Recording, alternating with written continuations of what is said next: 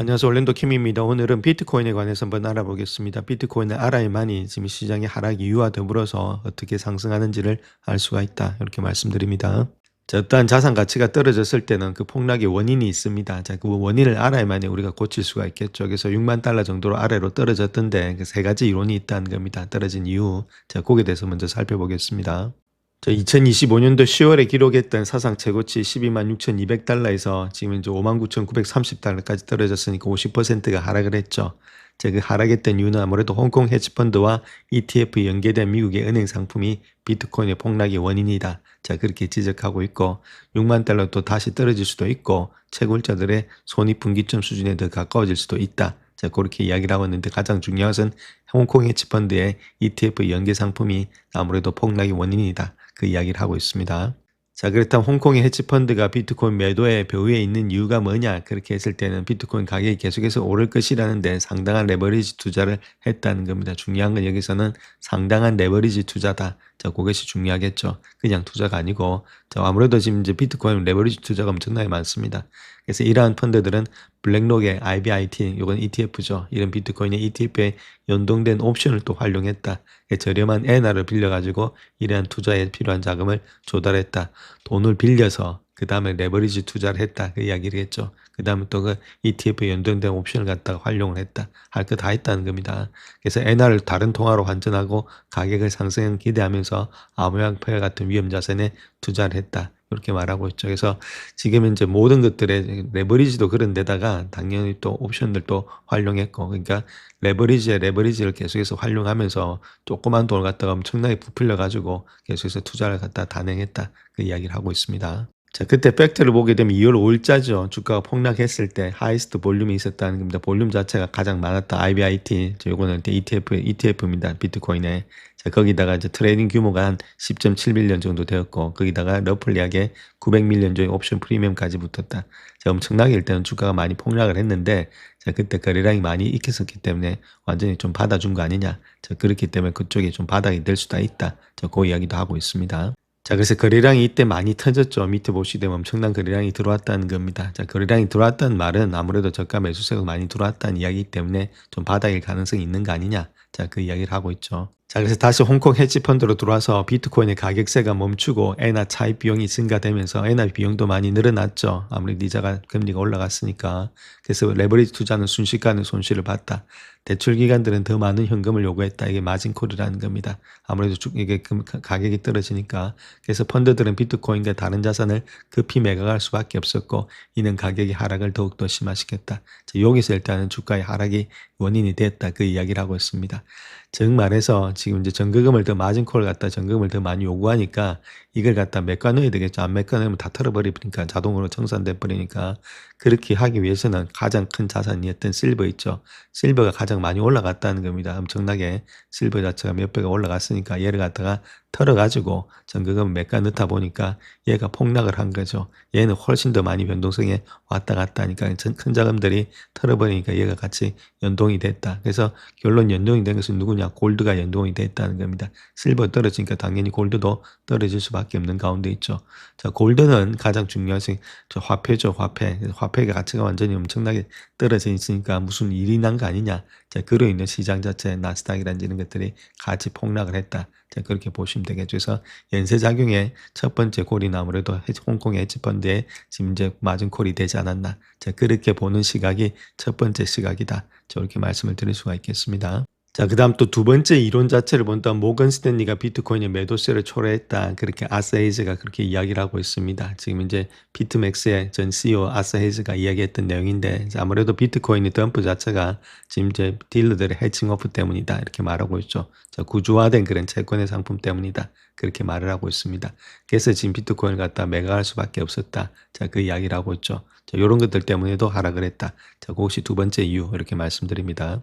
자, 그래서 이 이론은 은행이 고객의 비트코인 가격 변동에 대한 투자를 제한하는 복잡한 금융상품에서 비롯됐다는 겁니다. 그 안에는 원금 보장 아니면 손실장치 이런 방지장치가 포함되어 있는데 자, 비트코인 가격이 급격히 하락하면서 모건 스탠리의 유망 상품에서 언급된 78,700달러. 자, 이런 주요 저항선이 돌파돼 버리니까 자, 아무래도 이런 것들은 지금 이제 가치가 없죠. 그러니까 기술적 분석을 많이 사용합니다. 그래서 이런 것들의 기초 자산인 비트코인의 선물을 매도해서 델타를 해지를 했다는 겁니다.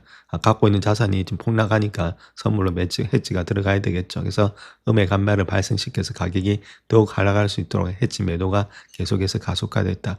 빠질 때는 급격하게 빠질 때는 같이 빠지니까 매도세가 계속해서 들어온다는 이야기죠. 그래서 은행들이 유동성 공급자에서 강제 매도자로서 전략했다. 자기들이 도로 일단은 지금 이제 매도자로 전략했다는 거겠죠. 그래서 경기 침체를 더욱더 악화시킨다는 것을 의미하고 있다.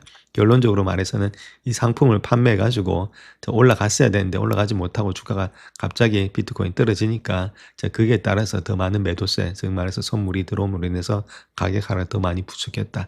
그 이야기를 하고 있죠. 자, 그 다음 또 세 번째 이론, 채굴자들이 비트코인에서 AR을 옮겨가고 있다. 이런 해석을 할 때 아이렌이죠. 아이렌이 이렇게 옮겨가고 있습니다. 그래서 이른바 채굴자들의 대규모 이탈, 이런 것들이 비트코인의 하락세를 부추겼다. 이런 이론도 제기되고 있고, 자, 아무래도 저지 깁슨이 이야기했던 내용인데, 자, 인공지능 데이터 수요가 증가됨에 따라서 비트코인 채굴자들의 방향을 전환하고 있다. 그래서 이로 인해서 안에서 한 10에서 한 40%가 하락했다. 자, 이런 식으로도 밝히고 있습니다. 자, 그래서 예를 들어서 이런 거죠. 2025년도 12월에 비트코인 채굴업체인 라이어 플랫폼이 1억 6,100만 달러 상당의 비트코인을 매각하면서 보다 광범위한 데이터 센터 전략으로 전환한다. 자, 그렇게 발표했고, 지난주에도 또 다른 채굴업체인 아이렌 잘 아시죠? AI 데이터 센터로서의 전환을 발표한다. 얘들 전력을 가지고 있으니까, 자, 아무래도 전력이 지금 많이 필요한 데가 데이터 센터니까 그쪽으로 옮겨가는 게 돈이 더 많이 되죠. 이쪽은 아무래도 경비가 많이, 코스트가 많이 들어갑니다. 근데 이쪽은 코스트가 안 들어가니까 가지고 있는 전력을 활용하니까 자, 그로 인해서 다 옮겨간다. 자, 그런 것들도 있다. 저거 이야기를 하고 있습니다. 자, 그래서 이 차트를 보시면 해시 리본 차트인데 여기 30일입니다. 여기 녹색이 30일이 지금 이제 항상 위에 있었죠. 항상 위에 있는데 요번에 역전이 돼가지고 밑으로 떨어졌다는 건데 60일만큼 60일보다도 자, 그랬을 때는 사람들 일단 채굴에 하질 않는다는 거겠죠. 소득 감소로 인해서 그러니까 그런 상태가 현재 모습이 나타나고 있다. 자, 그 이야기를 하고 있습니다.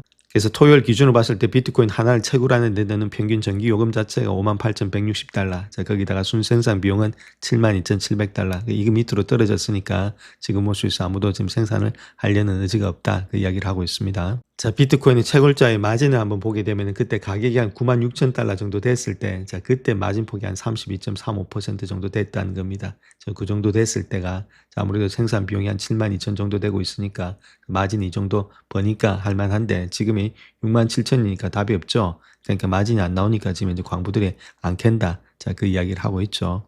자, 그래서 비트코인 가격이 6만 달러 아래로 떨어지게 되면 채굴자들은 심각한 재정적 어려움을 겪게 된다. 그러니까 장기 투자자 역시도 더욱더 신중한 투자를 보이고 있다. 그렇게 말하고 있고, 자, 데이터에 따르면 10개에서 10,000개 정도 비트코인을 보유한 지갑들이 있죠. 소규모 지갑들이죠. 얘들은 9개월 만에 가장 적은 비중을 차지하고 있다. 이렇게 말하고 있습니다. 그래서 축적보다는 보유량을 줄여왔음을 시사하고 있다. 계속해서 물건을 많이 들었다는 겁니다. 자, 그 이야기들을 하고 있습니다. 현재 모습 속에서. 자, 그렇다면 그 세 가지 이론 중에서 제가 보는 관점에서는 결론은 홍콩이 있죠. 자, 홍콩의 헤지펀드 애들이다. 이렇게 보시면 되겠습니다. 얘들이 결론적으로 마진콜 당했다는 겁니다.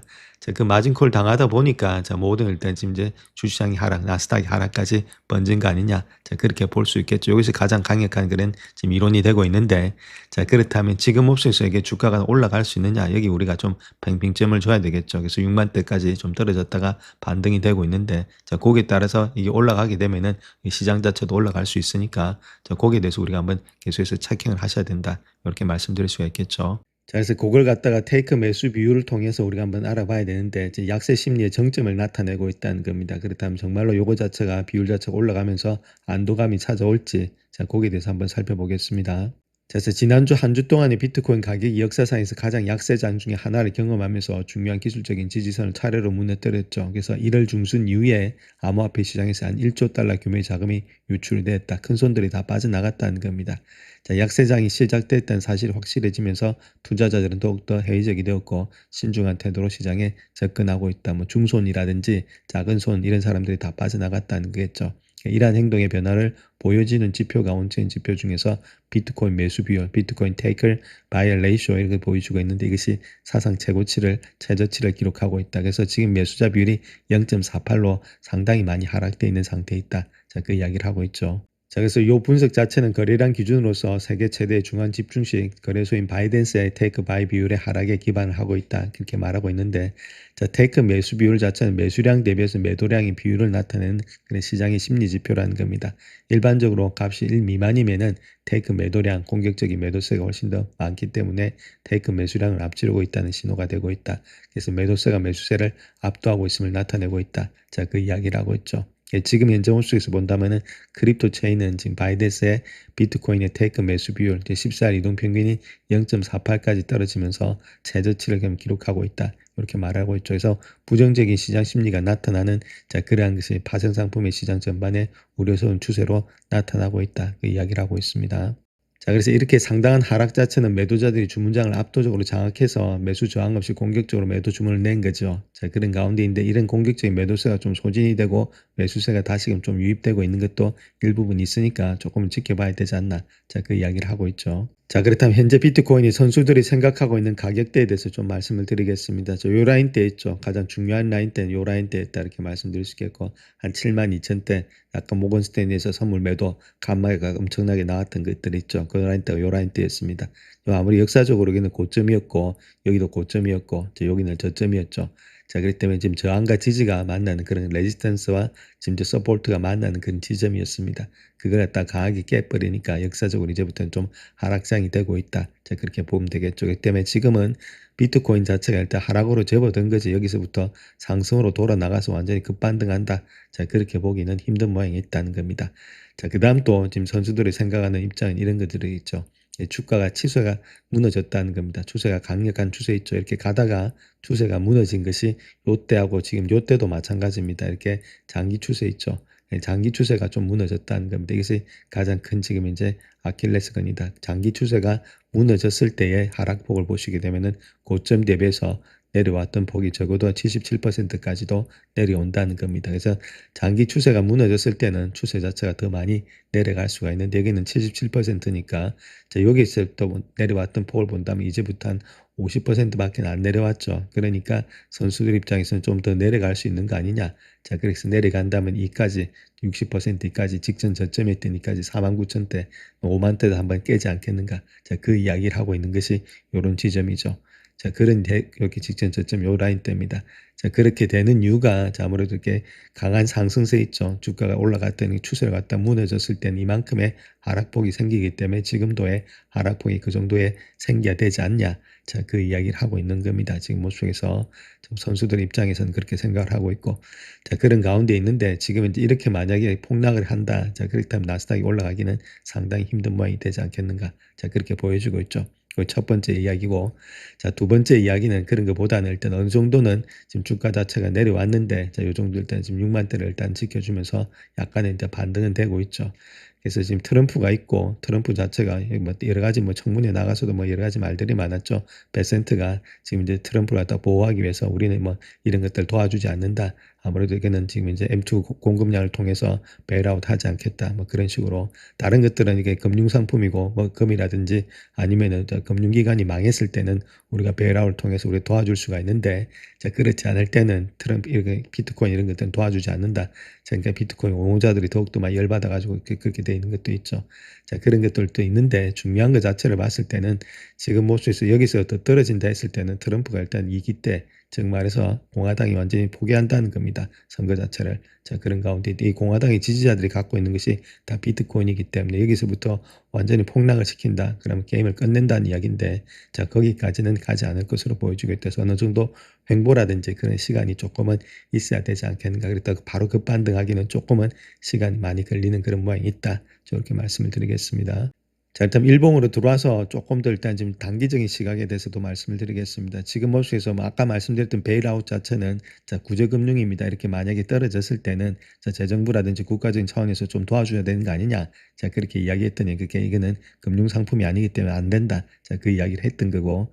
자, 그래서 뭐 공화당 애들이 좀 열받았던 것도 있었던 거고. 자, 지금 모습에서 자, 하루 만에 좀 7만대를 돌파하면서 올라갔으면은 요거 자체가 아무래도 V자 반등으로 조금은 있을 수가 있는데 지금은 그런 모양이 없죠. 그러니까 아직까지는 눈치를 보고 있고 누군가의 매수세가 들어와 줘야 됩니다. 가장 중요한 것은 매수세가 안 들어오면은 주가는 올라가기가 힘들다. 비트코인 자체는. 근데 제가 보는 관점에서는 급격한 매수세가 들어올 주체가 없다는 겁니다. 정말 정부에서 도와줄 가능성도 없겠고, 자, 그런 가운데이기 때문에 이걸 갖다가 누군가는 매집을 하면서 계속해서 들어와야 되는데, 그렇다고 마이크로스트레일러지가 뭐 엄청난 돈을 갖다 부어가지고 지금부터 저점이니까 들어오겠다. 그것도 힘든 모양이죠. 자, 그렇기 때문에 큰 손이 좀 안 들어오면은 바로 단기적인 반등은 좀 힘들기 때문에 좀 시간이 좀 걸리지 않겠는가. 자, 그렇게 보여지고 있습니다. 그래서 모든 게 역별되어 있는 상태에서 조금 시간은 좀 걸릴 가능성이 많이 있다. 그래서 이런 것들이 시간이 걸리게 되면은 나스닥 자체도 바로 일단 급반등하면서 좀 올라가기가 힘들지 않나 그렇게 보여지고 있죠.